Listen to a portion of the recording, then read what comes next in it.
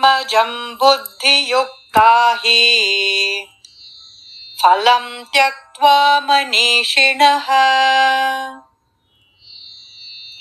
జన్మబంధ వినిర్ముక్తాః పదం గచ్చంత్యనామయం. జ్ఞానులు సమత్వ బుద్ధి కలిగి ఉండి జనన మరణ చక్రంలో బంధించే కర్మఫలములపై మమకార ఆసక్తులకు త్యజించి ఉంటారు.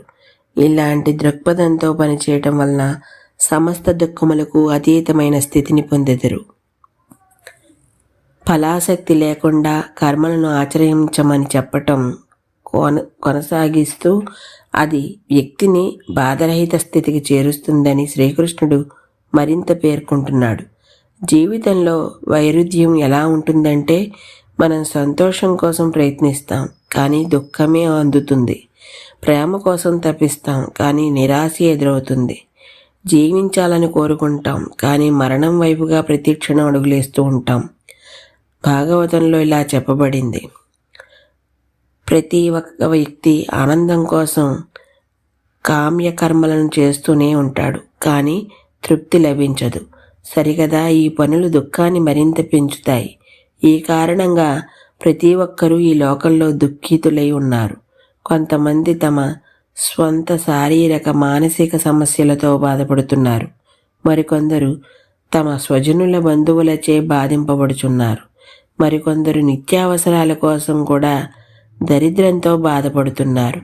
ప్రాపంచిక మనస్తత్వం ఉన్నవారికి తాము సంతోషంగా లేము అని తెలుసు కానీ తమ కన్నా ఎక్కువ ఉన్నవారు సంతోషంగా ఉన్నారు అనుకొని భౌతిక ప్రగతి కోసం ఇంకా పరుగులు తీస్తున్నారు.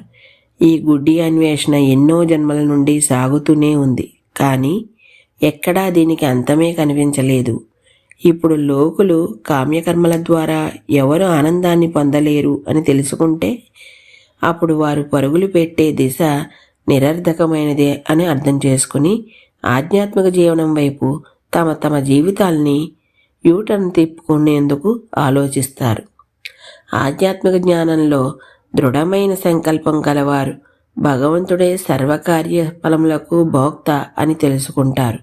ఆ కారణంగా వారు తమ కర్మఫలములపై మమకారాన్ని విడిచిపెట్టి అంతా భగవంతునికి సమర్పించి మరియు ప్రశాంత చిత్తంతో అన్నిటినీ ఈశ్వర ప్రసాదం అని స్వీకరిస్తారు. ఈ విధంగా చేయడం వలన వారు పనులు జనన మరణ చక్రంలో పడవేసే కర్మబంధాలను కలగజేయవు. ఈరోజుకి ఎక్కడితో ఆపుతున్నాను, మిగతాది రేపు చెప్తాను. అంతవరకు ధన్యవాదాలు.